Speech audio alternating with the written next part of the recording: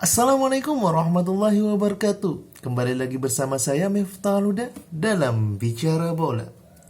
Ya, pada kesempatan kali ini kita akan membahas lanjutan Liga Premier League di pekan ke-29 antara tim Manchester City melawan Fulham. Ya, karena ini bermainnya di kandang Fulham, jadi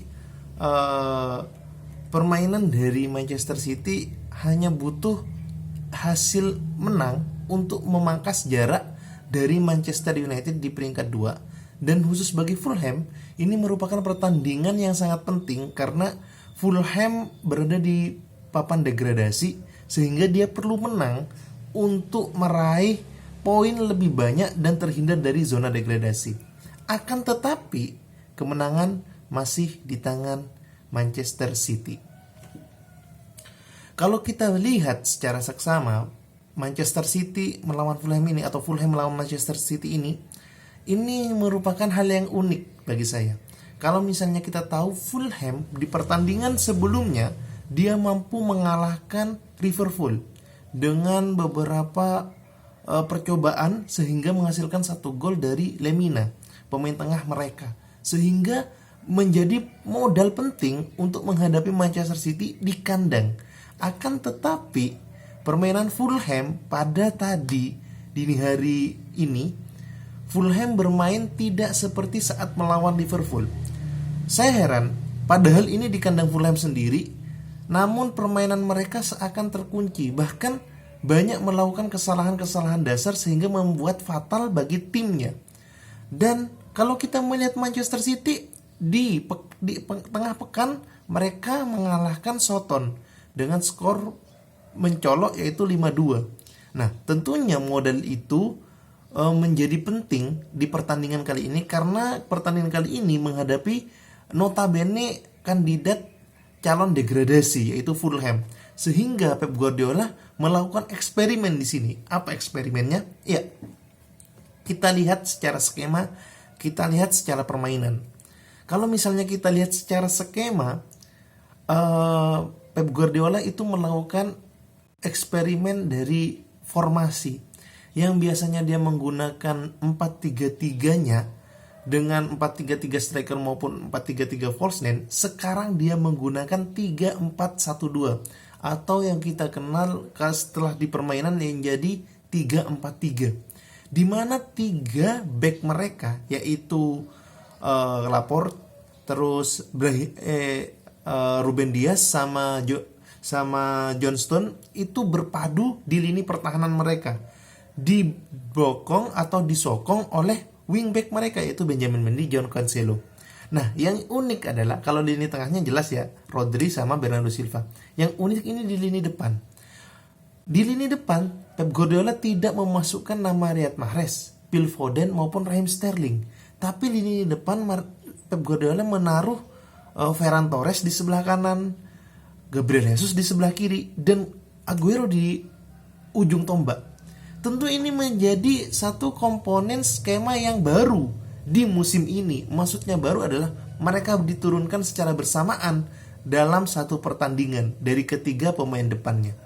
Kalau misalnya kita melihat dari Fulham, tentu jelas Fulham tetap mengandalkan 4-3-1-2-nya, yaitu dengan free roll-nya Loftus-Cheek yang untuk menyokong Lookman sama Cavaleiro.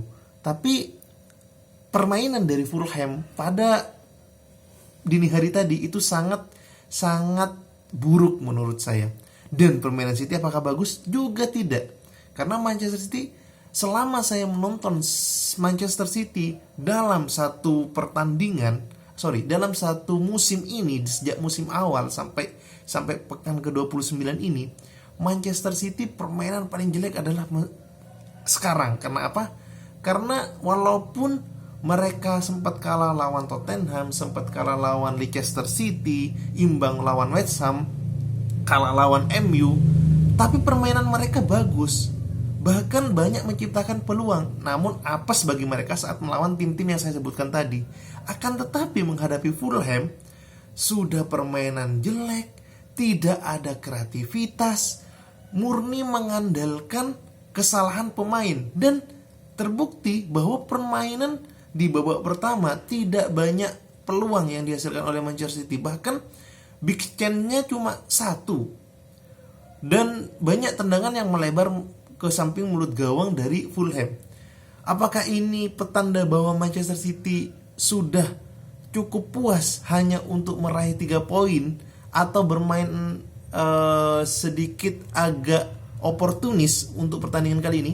Saya pikir Pep Guardiola itu sadar bahwa tengah pekan nanti Pep Guardiola atau tim Manchester City akan menghadapi Liga Champion. Maka dari itu banyak pemain-pemain inti yang yang tidak dimainkan di line up sekarang. Maka dari itu ini tentunya menjadi suatu kesempatan bagi pemain pelapis untuk unjuk gigi. Dan terbukti bahwa permainan Manchester City tidak begitu atraktif seperti Manchester City biasa-biasanya bermain.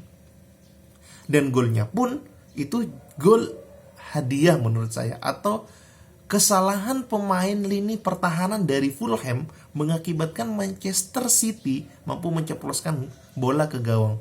Sebut saja di gol pertama itu kesalahan dari Anderson yang mana tidak mampu untuk menyapu bola sehingga menghasilkan handsball di menit-menit awal babak kedua. Alhasil umpan silang dari free kick yang dilakukan Joao Cancelo mampu dituntaskan oleh John Stone. Bukan cuma berhenti di situ, Anderson lagi-lagi melakukan kesalahan.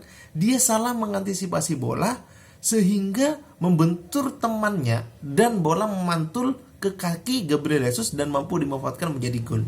2 kesalahan lini belakang dari Fulham. Gol ketiga pun kesalahan dari Fulham, yaitu Tosin Adebayo tidak mampu untuk mengontrol bola sehingga mampu kerebut oleh Ferran Torres, yang mana Ferran Torres berlari kencang dan dijatuhkan pula di kotak penalti. Ini kayak jatuh ketimpa tangga pula. Untungnya tidak dikasih kartu. Alhasil Kun Aguero akhirnya memecahkan telur untuk mencetak gol di pertandingan kali ini melalui titik penalti. Apakah Manchester City bagus permainannya? Tidak. Bisa dibilang ini ada ugly win atau bisa beruntung untuk Manchester City, karena selama 90 menit hanya 2 peluang yang bisa diciptakan oleh Manchester City, yaitu 1 peluang di babak pertama dan 1 peluang di babak kedua, dan itu pun mengarah ke kiper. Sehingga ini dapat disimpulkan bahwa Pep Guardiola untuk pertandingan melawan Fulham ini sangat-sangat menjatah pemainnya untuk berkontribusi dalam permainan, sehingga pemain-pemain yang tidak dapat kesempatan di tengah pekan kemarin saat melawan Soton diturunkan, dan hasil menang pula untuk Manchester City. Ya, walaupun menangnya juga oportunis atau ugly win, itu tidak masalah karena setiap tim membutuhkan itu juga untuk meraih 3 poin. Ingat, ini adalah liga, just 3 poin dalam setiap pertandingan ketika menang. Dan selamat untuk City sudah memangkas jarak 17 pertandingan dari Manchester United, yang mana Manchester United baru akan bertanding besok dan masih menggenggam 1 pertandingan dari Manchester United. Semoga jarak ini akan menjadikan Manchester City dekat untuk gelar juara Liga Premier League musim ini. See you guys, itu yang dapat kita sampaikan.